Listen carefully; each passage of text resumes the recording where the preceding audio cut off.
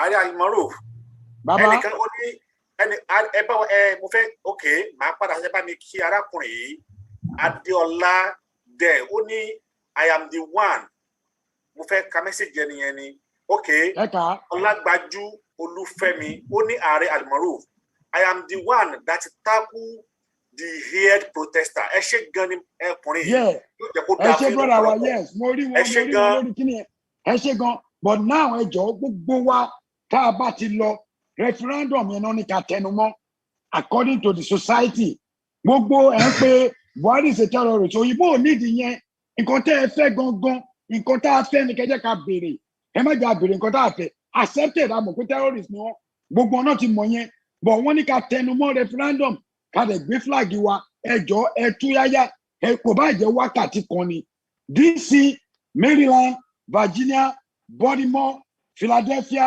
New York City yẹ gbogbo àwọn ìlú tó súnmọ́ àti Delaware gbogbo àwọn ìlú yẹn asúnmọ́ra wa ni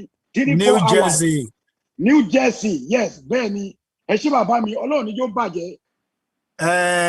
Ẹ má bínú pé mo fẹ́ interject wọ́n pè mí láti Nigerian embassy wọ́n mọ̀ pé nọ́mbà mi ni wọ́n pè wọ́n ní wọ́n ń wá àwọn tí wọ́n máa wá bá wọn ṣe protest ní New York so torí ẹ̀ mo ṣe message rẹ̀ pé mo fẹ́ sọ̀rọ̀ kí ẹ má lọ di pé ẹ lọ ń pe ẹlòmíì láti sọ̀rọ̀ so tẹ bá ti gbà mí láyè máa wá sọ tèmi o nǹkan tí wọ́n bá mi sọ. èmi ti dúró báyìí.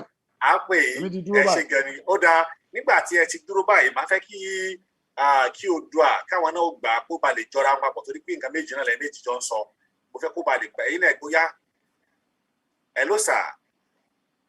ṣé mi o. bẹ́ẹ̀ sà ó yá ó kàn yín. mi ò tiẹ̀ mẹ́ni tó ṣe ní Oòduà diaspora anyway ọmọọba Yọ̀túndé Adébáyọ̀ lórúkọ tèmi. àwọn ará Oòduà diaspora. ilé-iṣẹ́ Oòduà Exodus Radio ní títí wa àwa máa ń fi orin tó relate mọ́ ọ̀rọ̀ ìpè a fẹ́ gba òmìnira a fi máa ń ṣe ìjàngbara tiwa látòrí rédíò nítorí pé a wà short of staff right now láti fi ṣe àfikún ọ̀rọ̀ tí àwọn bàbá mi tán sọ̀rọ̀ nípa àwọn tí wọ́n pè wọ́n pé kán wá fún lọ́wọ́ wọ́n pè mí láti mo rò pé random call ni wọ́n ṣe so wọ́n block number yẹn tí wọ́n fi pè mí tí mo fi bá wọn sọ̀rọ̀ ìgbà tí wọ́n block number yẹn mo wo kíní yẹn mo wá fẹ́ try láti ṣe recording wọ́n ní ẹni yẹn sọ fún mi pé àwọn wá àwọn tó máa lọ bá wọn ṣe protest ní United Nations ní New York mo wá ní irú protest wo ni wọ́n ní protest for United Nigeria one Nigeria mo ní àmọ́ ní is okay mo ní mi ò bá ní interest láti bá wọn lọ mo ní ṣùgbọ́n báwo ni arrangement bá ṣe máa dé ọ̀hún gbà o wọ́n ní mostly pé àwọn tí ó wà ní New York làwọn ní tó máa súnmọ́ bẹ́ẹ̀ tí ò ní ná wọn ní owó púpọ̀ bọ́yìn sọ̀rọ̀ nìyẹn o mo fẹ́ record kí ni ẹ̀ bọ̀ mi ò lè tẹ recording nígbà tí wọ́n sọ̀rọ̀ yẹn ẹni ẹ wá ní òkè pé wọ́n máa fún wọn ní $50 láti bá wọn ṣe rally mo wá ní $50 pé ṣé fún how many days ni àbí fún how many hours wọ́n wá ní Buhari pé he's gonna come in and he's gonna be at the United Nations lẹ́nìí pé àwọn fẹ́ kó yẹ pé wọ́n máa wá síbẹ̀ lẹ́nìí àti ọ̀la mo wá ní òkè so ṣé $50 yẹn ṣe fún odidi ọjọ́ kan ní àbọ̀jọ́ méjì wọ́n wá ní $50 per hour títorí pé mi ò rí kí ní ẹ record ní ìbá jẹ́ backup fún ọ̀rọ̀ tí mò ń sọ right now random call ni wọ́n ṣe but call yẹn ó wá sórí fóònù títí tèmi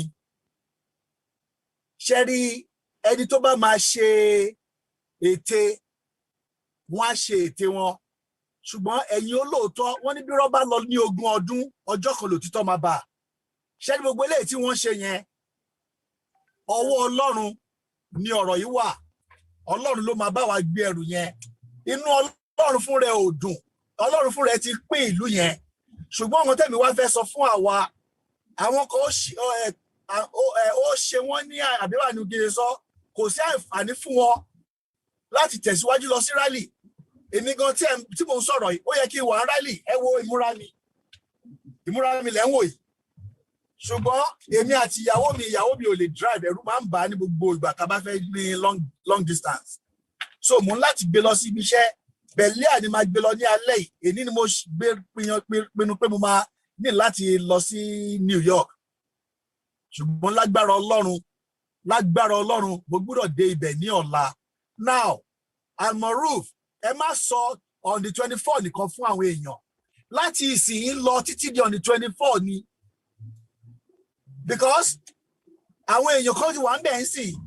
Number wa reduce, ní enough members láti lọ máa join àwọn tó wà ń bẹ̀ yẹn. Àwọn tó gbé placard wá síbẹ̀ tó ń gbé One Nigeria, United Nigeria, kíní kan Nigerian, Eastern Nigeria killings. It's a planned something. Ìpè kò ṣẹlẹ̀. Àwọn churches, religious places are secured. These are all propagandas.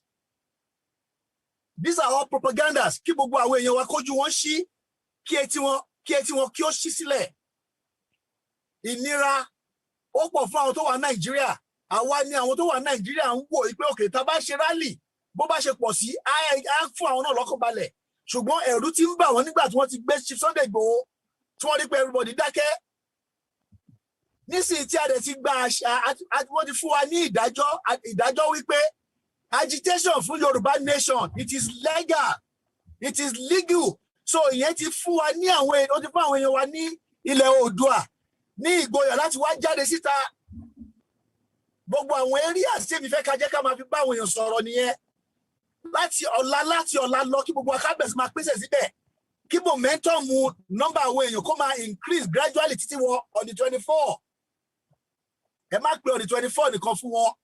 Láti ọ̀la lọ èní gan ó ti late ní aago 6 ló fẹ́ lù yìí. Wọ́n ti máa kásẹ̀ rally ńlẹ̀. But láti ọ̀la káwọn èèyàn àwọn tó wà New Jersey, àwọn tó wà New York, gbogbo yẹn bọ́ síta. Ẹ jẹ́ ká jáde, wọn ò lè mú yín ní Amẹ́ríkà.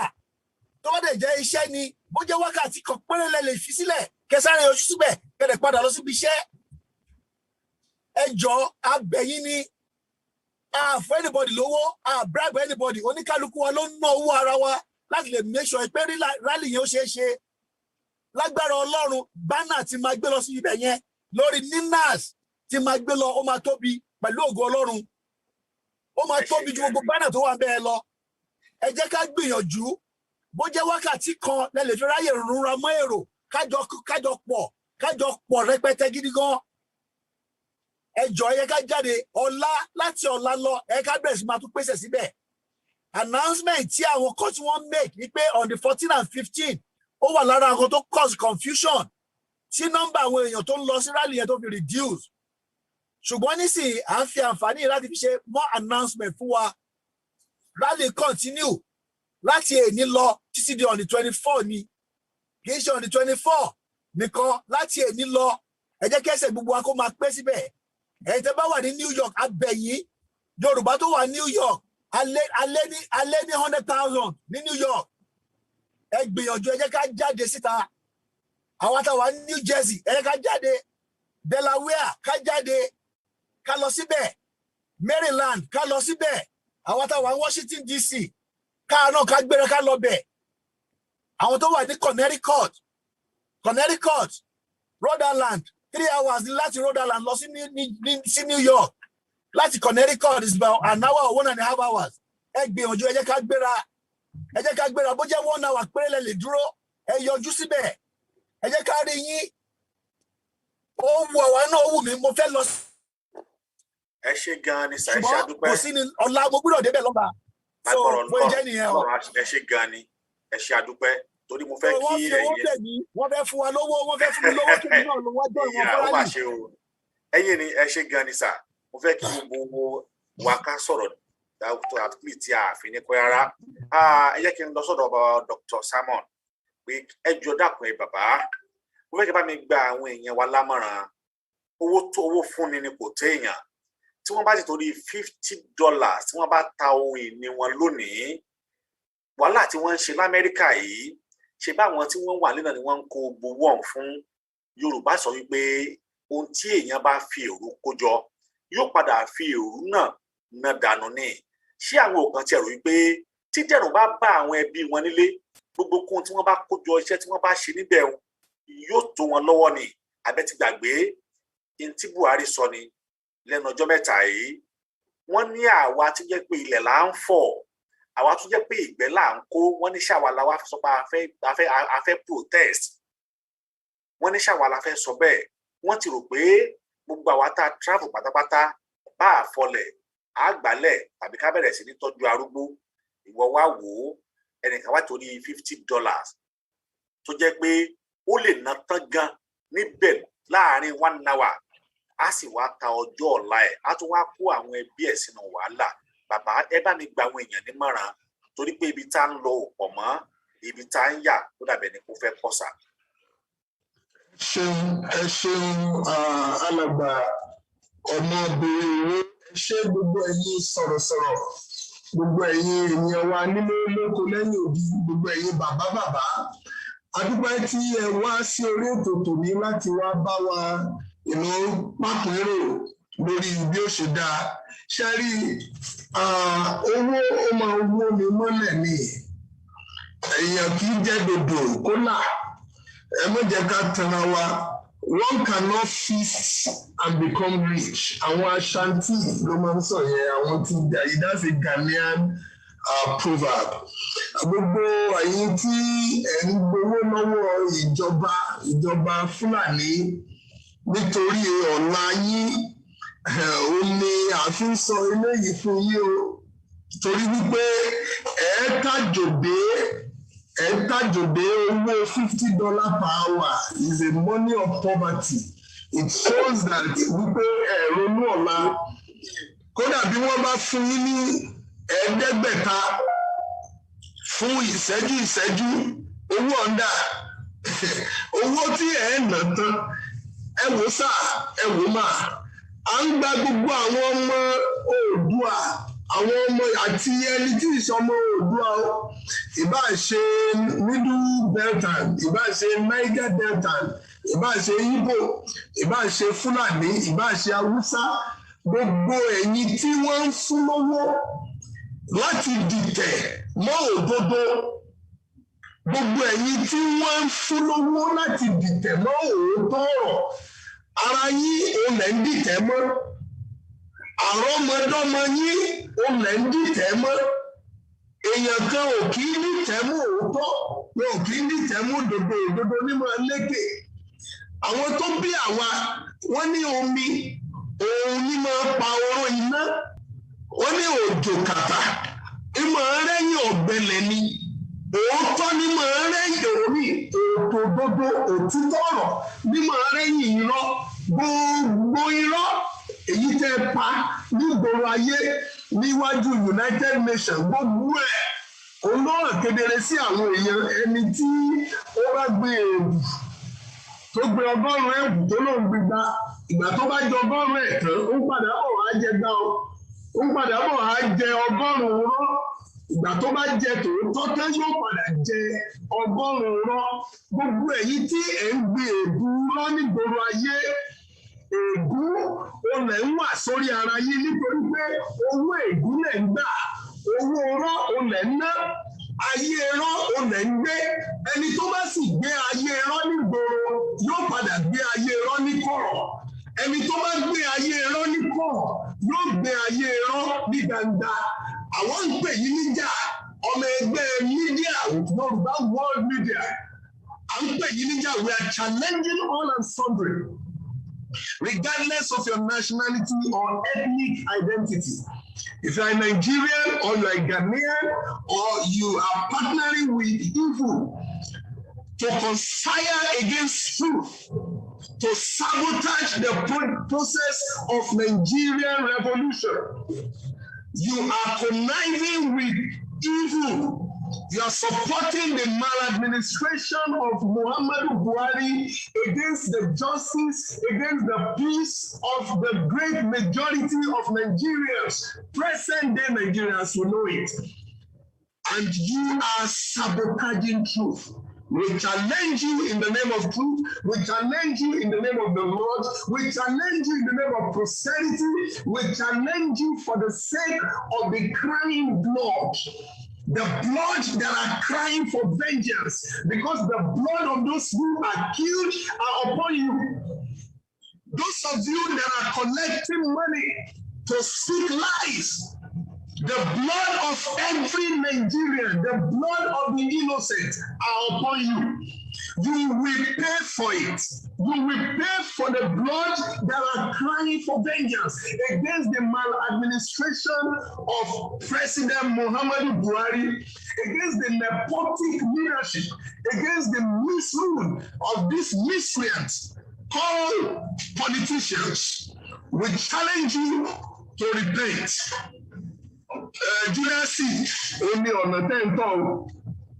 your ancestor Judas, he fell headlong and committed suicide at last because blood money cannot but claim its dividends. We felt challenging, go and repent.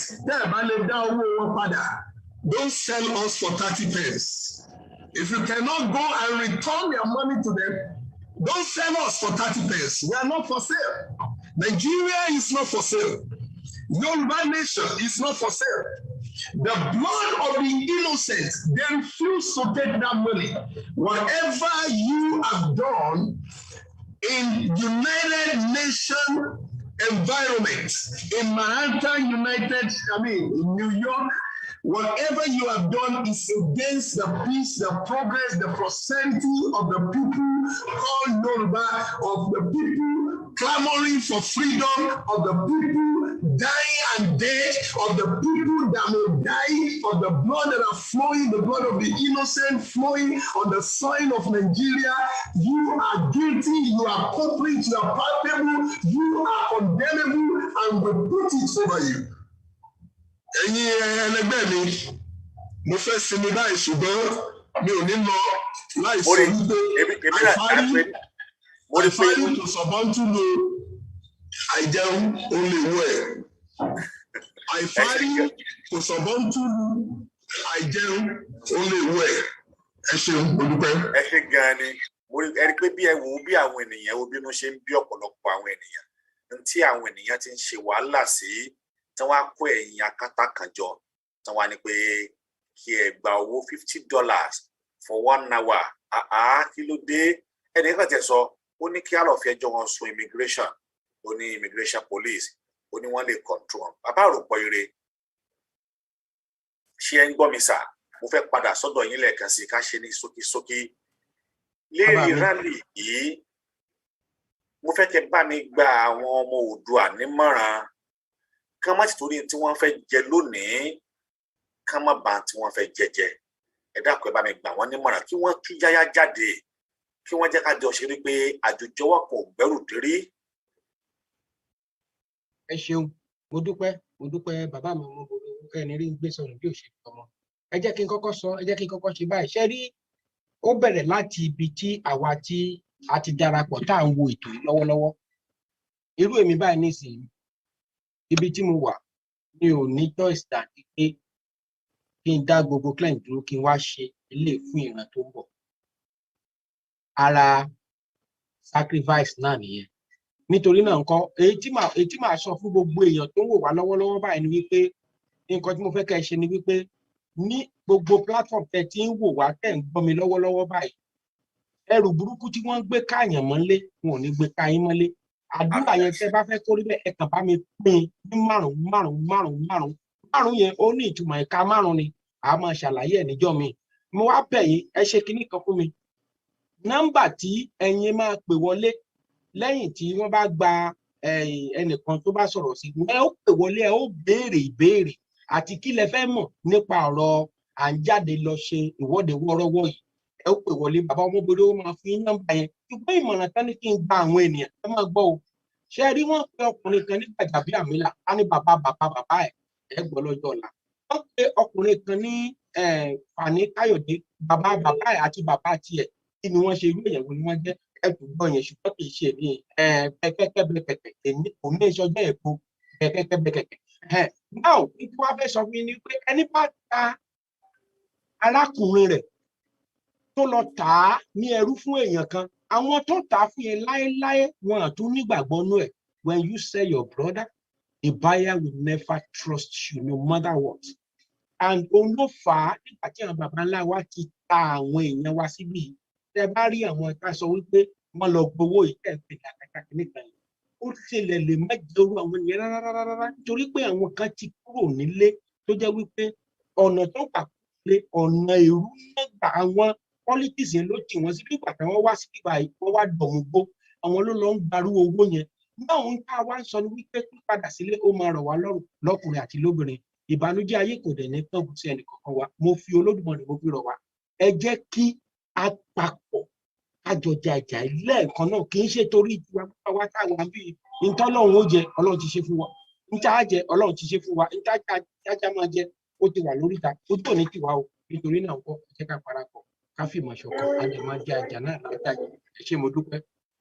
Mo dúró náà. Ẹ ṣé gan ni ẹ jẹ́ kí n tún sáré pé ààrẹ Almaroof kí àwọn náà kí wọ́n tún bá wa dá sí kó tó di pé àwọn ènìyàn á fi ojú òpó lẹ̀ fún wọn láti pé kí wọ́n máa gbé wọlé. tó ara Almaroof ó yá ẹ̀bẹ̀ yìí náà bá wa sọ sí. Ọlọ́run ni yóò bàjẹ́ kò sí nǹkan tá a tún fẹ́ sọ ju nǹkan tá a ti sọ yìí lọ náà ni pé kí àwọn èèyàn bá wa tú jáde nítorí pé Ọlọ́run ní jẹ́ kí wàhálà wa kó já sí asán. Kán bá wa tú jáde bí bàbá Àròpọ̀ eré ṣe sọ yìí kí wọ́n fọ́lò gbogbo step tí gbogbo àwọn tá a jọ wà ń bí fọ́lò nítorí gbogbo tá à ń ṣe yìí à ṣe fúnra wa ọjọ́ ọ̀la àwọn ọmọ wa là ń ṣe fún torí tá à ń ṣe yìí kì í ṣe pé àtà wà ń lu òyìnbó nìyà ń jẹ torí ló máa ń dùn mí gbà mí tá a bá ń ṣe live ẹ máa rá àwọn ọmọ Yorùbá mi wọn á dẹ̀ tún máa tákù wa ìgbẹ́yìn mo ti wá wò pé orí ilé ayé a lè ṣe ká má tá a bá rí àríbí ẹjọ́ torí Ọlọ́run lẹ́ẹ̀kan sí gbogbo ẹ̀yin tẹ́ ẹ wà nílùú òyìnbó ẹ̀yin náà ti mọ̀ pé ìlú yìí kò ń ṣèlú tó ti ń múyàn tó o bá ti kọjá yìí ẹ̀wọ̀n ní mú ẹ bá pé 1 billion nǹkan tẹ́ ẹ fẹ́ ṣe yẹn wọ́n ti mọ̀ pé nǹkan yẹn important gbogbo òlú ló dẹ̀ wà ń bẹ̀ ní ọ̀tẹ̀ nítorí pé gbogbo òlú nìyà ń jẹ àwọn tó fẹ́ pín wọ́n pọ̀ ó ṣe Nàìjíríà tiwa nìkan la rí ẹ̀dọ́ torí Ọlọ́run àfi ọlá ìyá àti bàbá omi ọyàn tí gbogbo yín jọ mú àfi bẹ̀ yìí ẹ jáde láti èní lọ sí ọ̀la sọ́túnla síjọ́ mẹ́rin ẹ jáde kẹ́ ẹ bá wa ṣe kínní bó ṣe yẹ kó rí nítorí pé àsìkò tá a wà yìí kò ṣe ṣeré nǹkan tá a nídìí gangan ó ní pé ká jáde fún nǹkan tá a fẹ́ nítorí pé ẹni tá à ń sọ yìí ó wà ń bí ó dẹ̀ yẹ kó mọ yìí pé nǹkan báyìí ń ṣẹlẹ̀ gbogbo ọ̀tọ́ lọ fún lówó yẹn kò wọ́n lè tó wa tẹ bá wò ó náà wọn ò tó nǹkan kan wọn ò lè sọ̀rọ̀ wọn ò lè ṣèdè wa wọn lọ gba òyìnbó sínú kínní Nàìjíríà ó yẹ kẹ́ ti mọ̀ tàbá ní any opportunity ta lè fi bá wọn fa wàhálà àáfà àmọ́rísìn afẹ́ kí gbogbo atúyáyá ká túyàyà ká lọ síbẹ̀ Ọlọ́run ní bá ti gbogbo wa jẹ́ o ilẹ̀ ìlérí yìí Ọlọ́run ajá débẹ̀ o referendum nǹkan tá a nídìí nìyẹn. ẹ ṣé gan ẹyẹ nìyẹn wa ẹ lè pè wá báyìí sí orí nọ́mbà +971 521 768517 WhatsApp alone lẹ lè pè wá sí tàbí +44 77 85 61 7806 orí WhatsApp nìkan ó náà ní kí ẹ pè wá sí o fún ẹni tó bá fẹ́ pè wá ẹ pè wá kẹ́ jẹ́ kí a jọ sọ ẹ jẹ́ ká jọ sọ àsọyé pọ̀ torí pé n tó wà nílẹ̀ yìí n tó jọ kan ìran gbogbo wa ni nígbà tá a bá ti torí pé wọ́n fẹ́ fún wa ní $50 ẹnìkan kan tiẹ̀ sọ ó lóun a máa ná $300 tàbí $30 lè dé ó ní tóun a máa ná ó ní how much is $50 ó ná máa lè ó lóun ní wọn àwọn tí wọ́n dẹ̀ gbà yìí wọn ò kì í ṣe Yorùbá bẹ́ẹ̀ ni wọn ò kì í ṣe Yíbò bẹ́ẹ̀ ni wọn ò kì í ṣe Haúsá ìran akátá ni wọ́n pè wọ́n ṣé bẹ́ẹ̀ gbọ́n tí ìyàwó yẹn gbọ́n tí wọ́n sọ màá tó tún kẹsẹ̀ tìyẹn náà màá tó tún play lẹ́ẹ̀kan fún wa sí bọ́ kí n tó play ó dàbẹ̀ ni pé bàbá mi Oòduà àwọn náwó tọ̀ kí lẹ́ tún fẹ́ sọ sà Oòduà mo ti ń rí Oòduà US àti Oòduà USSK for Oòduà. US Canada ni o. Okay ṣé US Canada ni ẹ ṣe pọ̀. Obìnrin dẹ̀ ni mí sà. ẹ jẹ́ kí n rójú yín gbà yẹn mi ò rójú yín ni nàkúbìnrin ni. Màá fojú mi wọ̀nyí sà o ẹni sọ̀rọ̀ sà. Mr. Johnny from Ninas is here. Ẹ ṣe púpọ̀ àwọn tí ẹ wò ó kódà àsìkò tí ẹ dé yìí àsìkò tó dáa púpọ̀ ni àti retí yín. Bọ́lá Ọláníyan náà wà ń bí báyìí láti Ninas. sọ̀rọ̀ yìí Oh, okay. ẹ ṣe gẹ̀rẹ́ káàbọ̀ sí àárín wa. ṣe ti rójú mi sí. Mo ti rójú yín mà, mo ti rójú yín mà, ẹ káàbọ̀ sí àárín wa. Èmi ò tí ì rí o. Mo kàn fẹ́ sáré sọ sà. Ó yẹ. Bá ṣe wà bí ìpọ̀ ìsà. Unity, ìfẹ́ àti àṣepọ̀ pẹ̀lú ọkọ̀ kan, a really need ẹ̀gùn problem wà nìyẹn. Ẹ gbọ́dọ̀ gbogbo àwọn sọ̀rọ̀sọ̀rọ̀ wa àtàwọn àgbààgbà ní tó wà láàrin. Ẹ jọ̀ọ́ ẹ máa try kẹ́ máa ṣe program láti máa address àìníṣọ̀kan tó wà láàrin Yorùbá. Òun ló fẹ́ mẹ́sì program yìí up. Àwa ń ṣèpàdé lálaalẹ́ pẹ̀lú Ninas láti gbé program yìí wá sí bó ṣe dé yìí. But aláwọn version kan tí wọ́n pariwo the 14-15 kó tó fa mẹ́sì nìyẹn, number 1. Number 2, lórí gbogbo nǹkan tá à ń ṣe yìí náà, a fẹ́ kẹ́ bá wa tún polongo torí àwọn tẹ́mi mò ń lọ káàkiri torí awareness ní group tèmi. Mo dẹ̀ ń lọ káàkiri kan tí mo dẹ̀ ń gbọ́ ni pé àwọn ò fẹ́ join wa nítorí pé owó tí Nàìjíríà ti jẹ ta ló máa san. Kẹ́nìkan bá ṣe research yẹn, wọ́n bá gba dáadáa tán lè fún wa ní correct answer kan bẹ̀rẹ̀ sí ní broadcast yẹn. Ó wà very important láti win àwọn èèyàn sọ́dọ̀ wa. One of their fears yẹn pé wọ́n gbowó máa san gbèsè yẹn tá a bá pín èèyàn máa wà ní poverty kìnnìkan kán bá wa ṣe research yẹn nípa owó tí gọ́ọ̀mẹ̀ntì ń yá kí ló ṣe máa affect Yorùbá nation tá a bá start abomire o. Ẹ ṣe púpọ̀ nígbà tí màá pe Mr. John nínú sọ pé káwọn náà kí wọ́n bá wa dá sí Mr. John ẹ ọmútu ara yín sáà ẹ bá wa dá sí. Ẹ jẹ́ bá mi fún wọn ní access láti ọmútu ara wọn Mr. John láti Ninas. Ẹ bá mi fún wọn ní access pé kí wọ́n lè ọmútu ara wọn. Yà wọ́n ti. Bóyá sà, mo ń bọ̀ sà. How's everybody doing? I don't speak Yoruba. I'm so sorry. Okay, no problem. Okay. All right, but you understand what I say, or you didn't understand, so that I can speak English. Please repeat. Please repeat so Thank I can you hear so much. We are invited you here because of the 1 million rally that is going on. So we want us to address our people. You know what Nigeria are doing. You know they are trying to manipulate people. They are trying to give them the money to jeopardize all our effort. So we want us to give people assurance to continue the rally, and especially rally must go on starting from tomorrow till 24. Exactly. Thank you so much. Thank you, everybody. Thank you, all of you, and thanks for the invitation to be here with you. I want to touch on the topic that you presented. But first, I want to appreciate everyone who is out there in New York, everyone who has contributed one thing or another toward the rally. I was there in New York, and it was really awesome. The reason I find this whole development so funny is that if you did not understand how much of a 419 document the 1999 Constitution is, this thing going on in New York right now will give you a pretty good idea how that Constitution came to be. That people could just go there and pretend their way into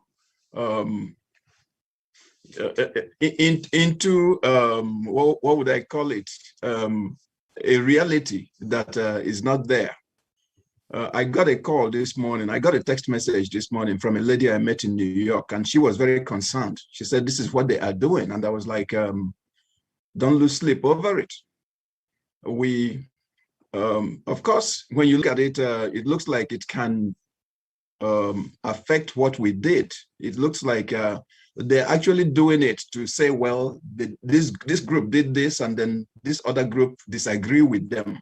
In other words, to sort of balance out or counsel what we did. But if you were there, you knew that people flew in from Utah, Texas, North Carolina, Washington, D.C., all over the United States. There were people who came there from outside of the country to participate. It was not cheap. You can imagine somebody leaving his job, leaving his business, and traveling to New York, coming there, spending money, staying in hotels just to be there. That is value. And then these other people, the Nigerian government show up with fake Nigerians, just like the fake 1999 constitution.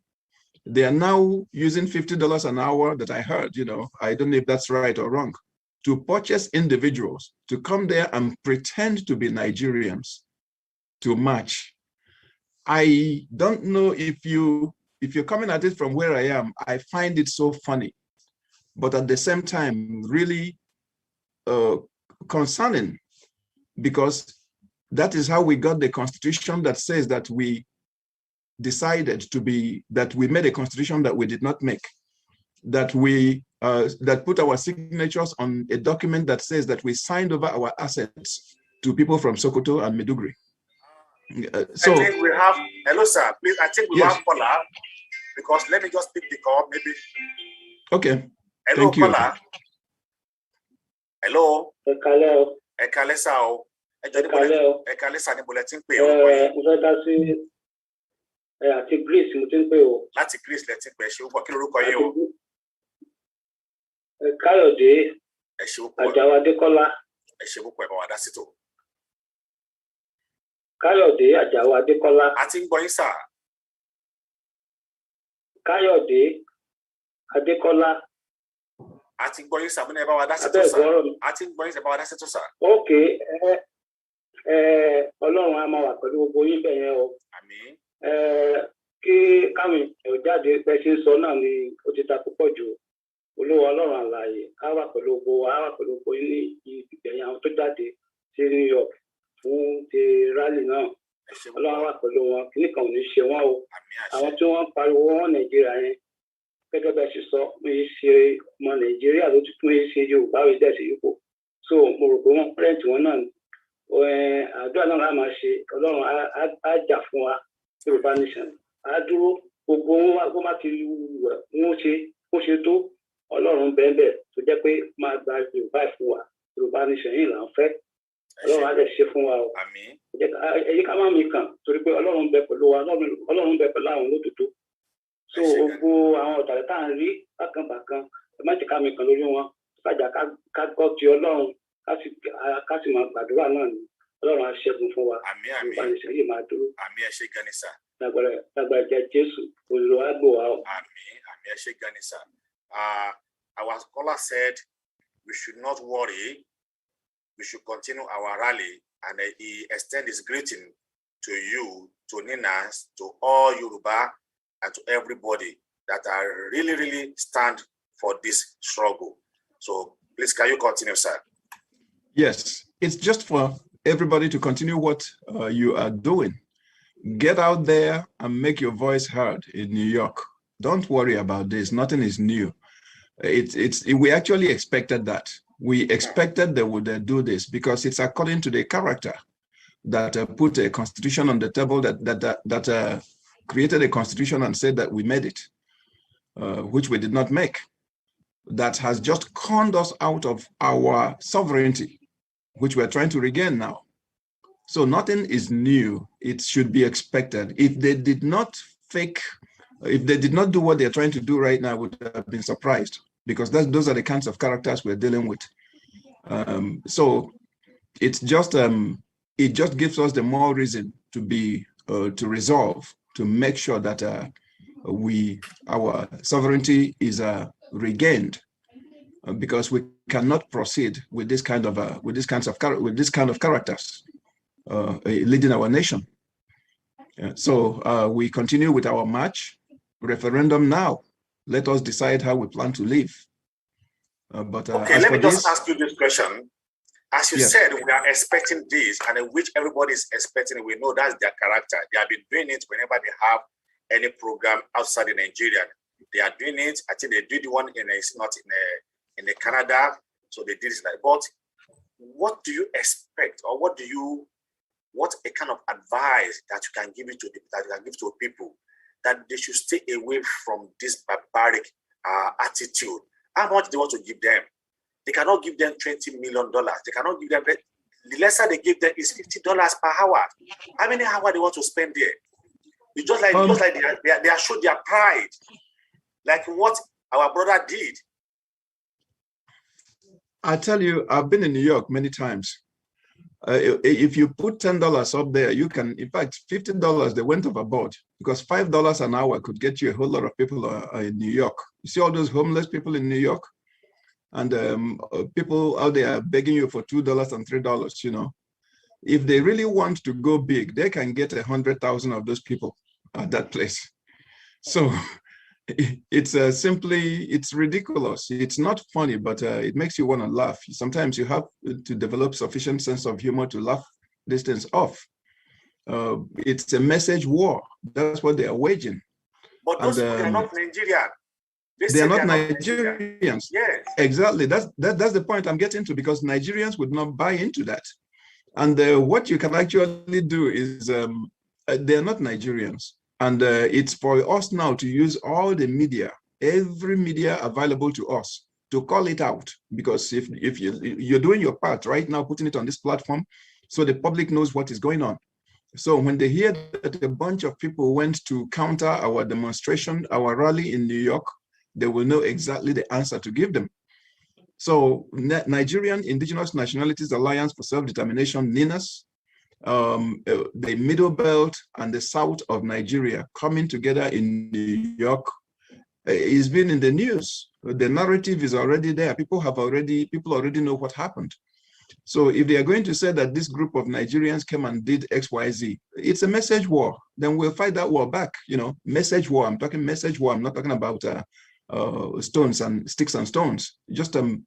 We just have to come back at them and establish what the truth is. All we have going for us in this fight is the truth. That's all we really have. You know, they have bigger megaphones than we have. You know, they have the entire apparatus of national media, international media. They can summon CNN for an interview and they can say whatever they want. But the fact of the matter is that the truth is on our side. And we will continue to project that truth until our sovereignty is fully in our hands. We should not let it stop us. It actually should be an encouragement to those in the New York area and every one of us to now recommit to see this thing to the end. That's what I have to say to that. Okay, before I let you go, I want you to use this opportunity also to advise our people, Yoruba, Middle Belt, even including Hausa they wanted to go to. They are all in the UK everywhere. Advise them to come out in a mass to show that there is a problem in that country. You can use our emotional to talk to them, and they will listen to us. Yes. What kind of please talk to them. Advise them to come out. Tomorrow is still there. Next tomorrow is still there. 23, 24 is still there. We still want people to come out. Yes, it is also very important for us to, because some of these people that they are going to pay are going to be known individuals. Make a video.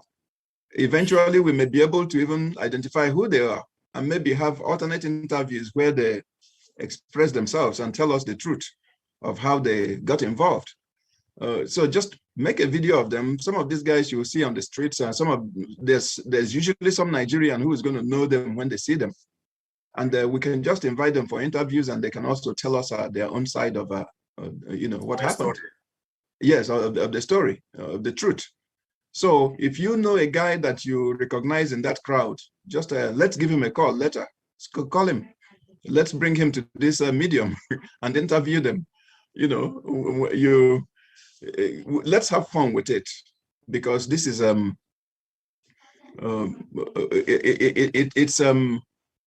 let everyone come out there and make their voice heard.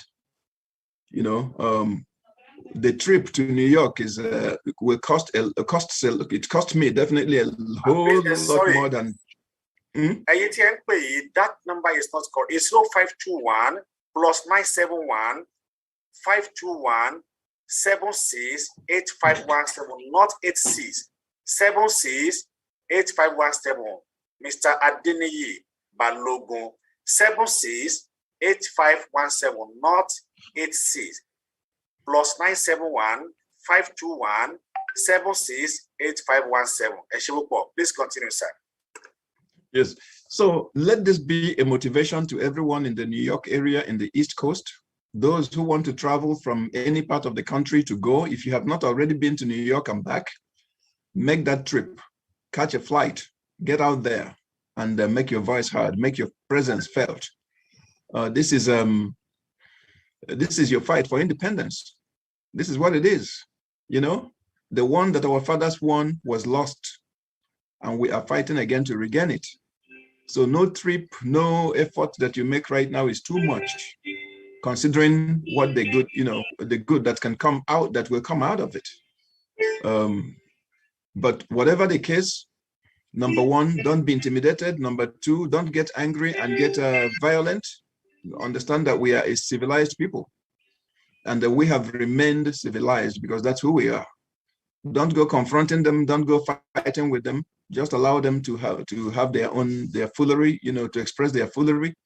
But if you have the videos, video them. Let's engage them later after the Nigerian government check $50 runs out, and talk to them also, and bring the truth to light. So right, just thank you so much. Thank you. You have done a wonderful job. Thank you so much. God will always be our strength, no matter what they do. This is ridiculous. At least if it's a government, if you know that you are doing it true, you're a true government. At least you do what your people want. You don't need to buy people to support you. Exactly. Why you buying people? Exactly. Thank you very much. Olootu, you are our lower.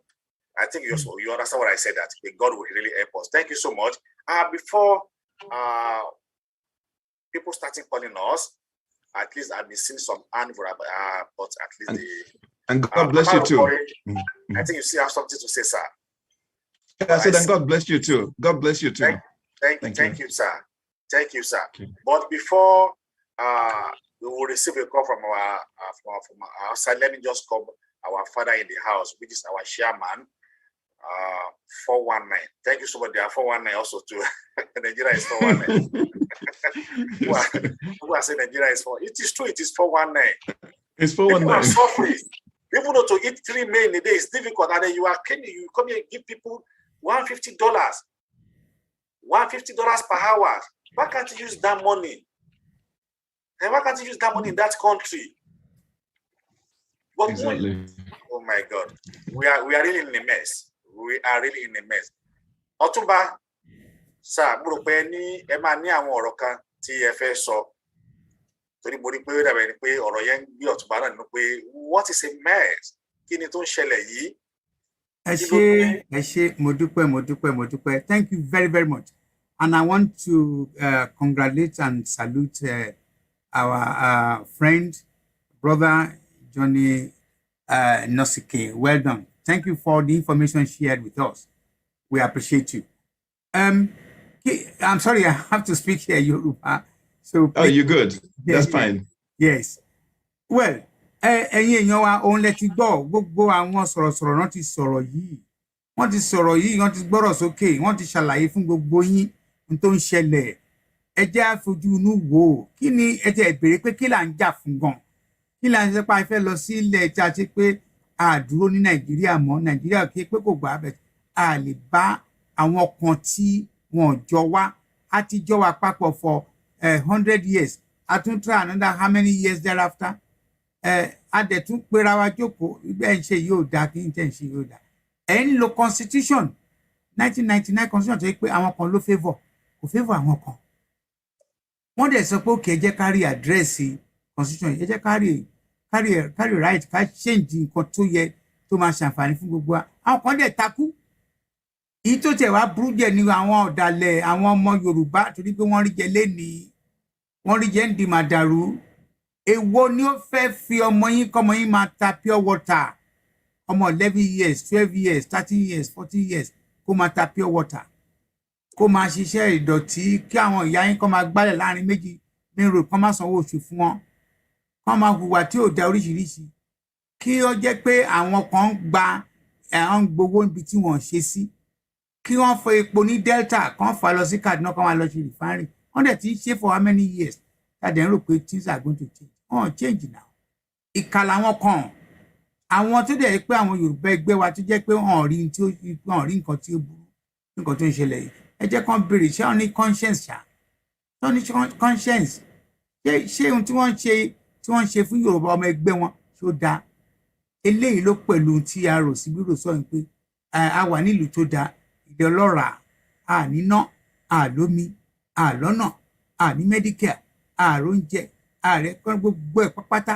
gbogbo ẹ̀ náà ń darí lọ sọ́nà náà wọ́n tẹ̀sí tí wọ́n sọ fún wa sí pé àwọn ò tiẹ̀ lè fìjọba lẹ̀ ẹ fẹ́ kọ̀ then mo fẹ́ béèrè lọ gbogbo yẹn jọ níbo ni wọ́n ti ń dẹran ní 2021 níta gbangba lọ́sàn-án gan open grazing náà ń pè é níbo náà ti ń dẹran láàrin ìlú 2021 tí màálù máa lọ da skul rú tí màálù máa lọ da ọ́fíìsì rú tí màálù máa da láàrin títì adẹ́sọ gbogbo kíní yóò jọra asọ jẹ́jẹ́ àtúnsọ nílẹ̀ àtúnsọ gbogbo ẹ̀ pàtàkì láwọn ò gbọ́ ọmọ àlè dẹ̀ máa ń rí inú tó ń bí àwọn ní bẹ̀tẹ̀ àti bẹ̀ wọ́n títí ọláwọn ò gbà so la fi sọ pé ó tó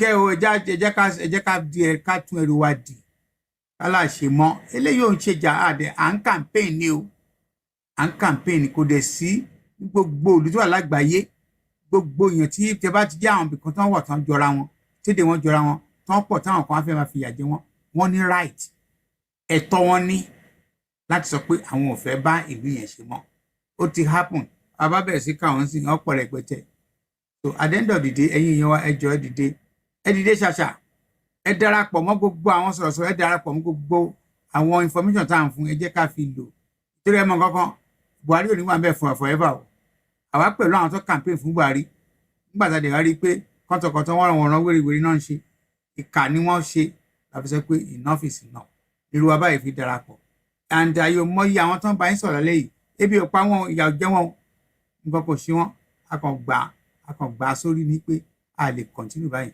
ẹ̀mí ní sọ jù báyìí lọ mo dúpẹ́ lọ gbogbo ẹ̀yin tẹ dúró tẹ ń gbọ́ wa wàhálà wa ò ní já sásán wàhálà tí yín ní ò ní já ẹ̀yin tẹ bá dá sí Ọlọ́run èrè lẹ máa rí ìdí ẹ̀ mo dúpẹ́ orúkọ tèmi. ẹ ṣe ganisa ẹ̀yin ènìyàn wa lẹ́ẹ̀kan sí nọ́mbà tí ẹ máa pè wá sí òun náà ní +971 521 76 8517 +971 521 76 8517 náà lẹ́rìí tí ó ń lọ lójú máwòrán yẹn òun náà ní kí ẹ pè wá sí fún obìnrin tí ẹ bá fẹ́ pè wá wọlé sórí ètò lónìí àti wípé níbi tí ọ̀rọ̀ dé dúró yìí Yorùbá wọn ní lemọ́ báyìí ọgbọmọgbọmọ báyìí òun náà ni àmàràn fàdí tí ó tún ṣe é ṣe kó jẹ́ pé lọ́la ẹ tún rí wa títí tí a fi jẹ́ pé àwa náà atátán tì wọ́n lọ́rùn báyìí táwa náà sì ní kúrò tó o máa pe bàbá mi Fatai Ògúnrìbìdó kí àwọn náà kàn bá wa sọ̀rọ̀ láàrin ìṣẹ́jú méjì péré láàrin ìṣẹ́jú méjì sí ìṣẹ́jú mẹ́ta ẹ ṣe ó pọ̀. ẹ ṣé gan ni olóòtú ẹ ṣé gan ni ẹ kú ètò mo rò pé àwọn èèyàn wa àwọn náà ti gbọ́ ní àṣálẹ́ yìí àwọn itú tí ìjọba Nàìjíríà tí wọ́n ń pa. Hello. Okay. Let the caller speak. Let the caller. Sister Boki, how are you? Very well. We are on the show. You want to contribute?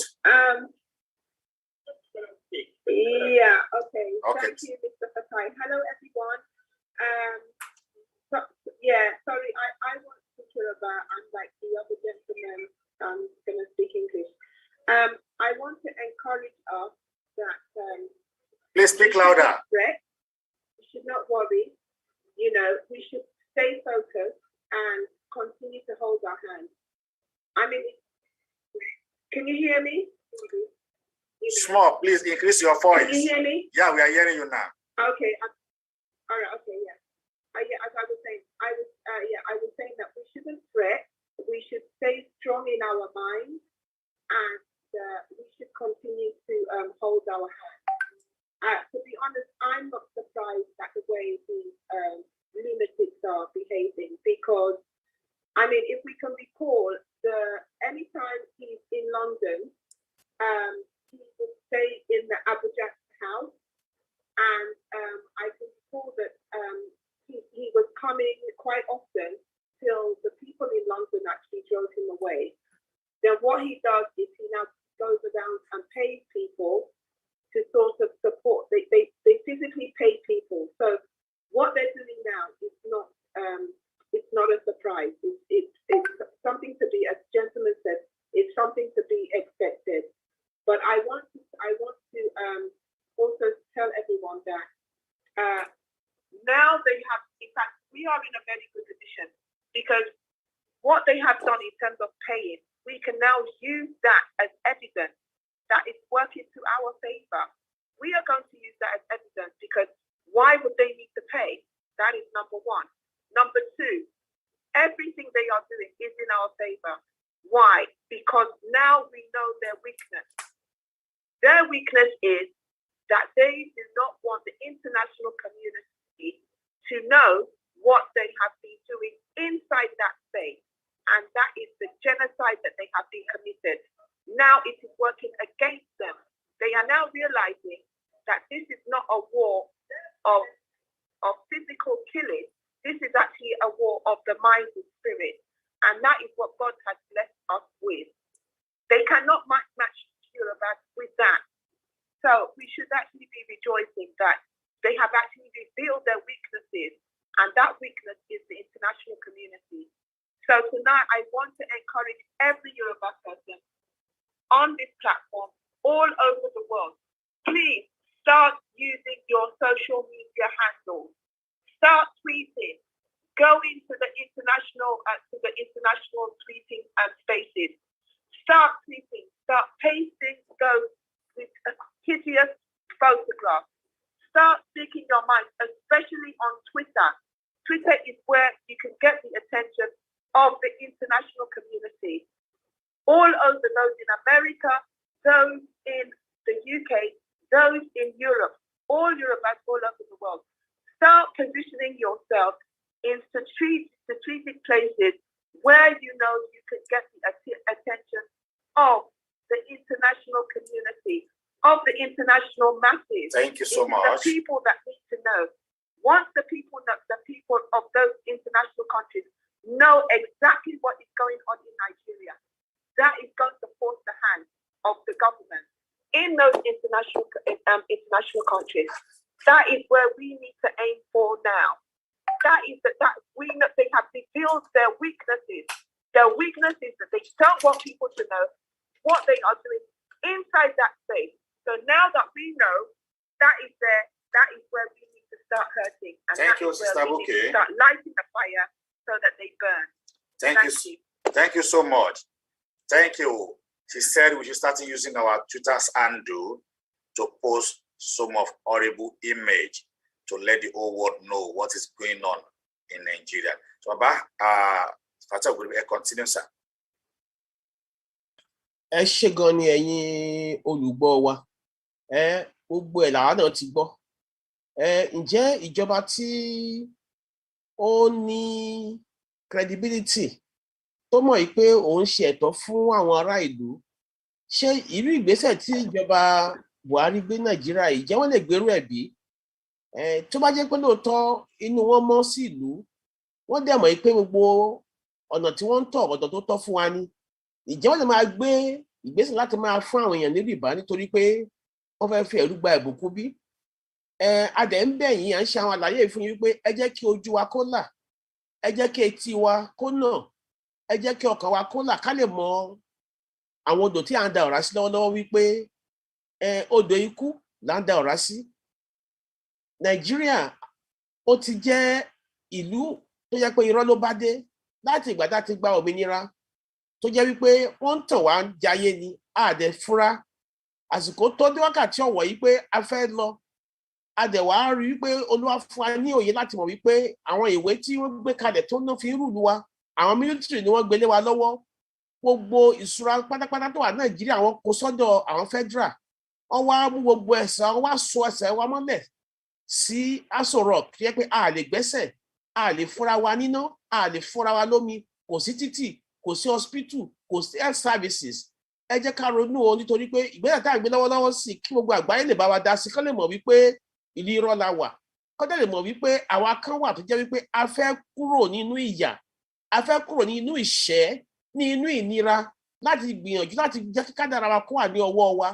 Ìdí la ṣe ń gbẹ̀bẹ̀ tá à ń sọ fún pé gbogbo àwa tí a kóra wa jọ láti middle belt, láti south eastern Nigeria, láti south western Nigeria, láti south wípé constitution yìí ìwé irọ́ ló bá dé ni òun náà fi ń fi búrẹ́dì wa tó fi búrẹ́dì wa tó fi kó wa ní omi ọbẹ̀ lọ. Ẹ jẹ́ ká gbìyànjú káwó yàyà ká lọ jẹ́ kí gbogbo àgbáyé mọ̀ wípé ọwọ́lọ́wọ́ tá a wà ń sìn a fẹ́ lọ ni ìyà yìí ti tó gẹ́ a fẹ́ darapọ̀ mọ́ àwọn lórí irọ́ gọ́fẹ̀ntì mọ́. Ẹ jọ̀ọ́ ẹ máa ká lọ ẹ bá wa túyàyà 23rd 24th of this month ẹ jẹ́ ká lọ pariwo fún gbogbo àgbáyé wípé a fẹ́ kúrò ní Nàìjíríà. Yorùbá nation ní orúkọ wa. Ẹ ṣé gan ni tó ẹ̀yin ènìyàn wa akíyín látàárọ̀ tẹ́ ti bá wa darapọ̀ mọ́ ètò yìí ẹ bá wa share ẹ rí i pé Yorùbá wọn ló máa ń wo ni kí a jẹran pẹ́ lẹ́nu ṣùgbọ́n òun fọ̀nà fún òun náà ni kò jẹ́ gbogbo apápátá tó sì ń bọ̀ padà lọ́la nígbà tá a bá ṣó àsìkò rẹ̀ láti pípa àràká lọ kò dẹ̀ sí oorun fún wa bí kì í ṣe wípé kí gbogbo wa kájọ túyá jáde gbogbo ẹ̀yin tẹ́ wà ní gbogbo ìgbèríko pátápátá dápẹ́ dábọ̀ abẹ̀yìn ẹ bá wa jáde sí rálì yìí ọ̀nà kan ṣoṣo tá a nílẹ̀ tá a bá ti fẹ́ jagun ọ̀nà kan tá a lè gbà náà lélẹ́yìí tá a fi lè gbára wa kúrò lọ́wọ́ ìjọba amúnisìn Ọlọ́run yóò sì máa ràn wá lọ́wọ́.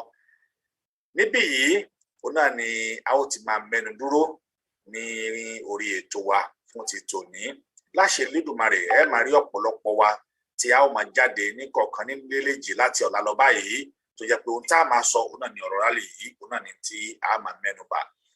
Tó bá tún ṣe náà lọ́la ẹ tún lè rí wa ní àpéjọpọ̀ báyìí tá a tún jáde lọ́la lọ́tùnla títí tí rálì yìí tí ó fi kásẹ̀ ńlẹ̀ tí a ó sì lè achieve aim and objective wa lérí ọ̀rọ̀ Odùduwà lè ṣe Ọlọ́run yóò gbà fún wa o Ọlọ́run yóò sì ràn án lọ́wọ́ ẹ bá wa kọ national anthem wa.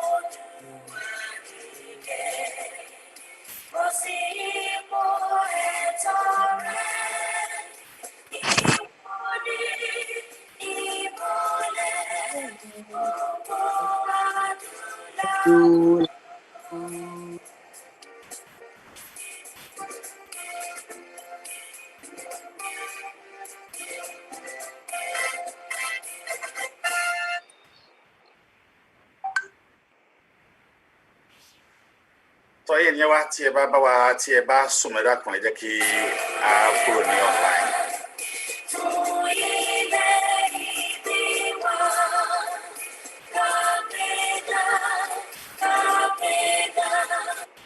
Ẹ jẹ́ kí a kúrò ní online ẹ̀yin tí ẹ bá bá wa sùn ètò ìbùkún ẹ̀yin tí ẹ bá bá wa broadcast ẹ jẹ́ ká kúrò ní online báyìí ẹ jẹ́ ká stop àwọn broadcast tí a ń ṣe Ọlọ́run yóò gbọ́ àdúrà wa Ọlọ́run kò sì ní jẹ́ kí a ṣe wà láàyè kò ní jẹ́ ká ṣe ní asán láṣẹ Elédùmarè.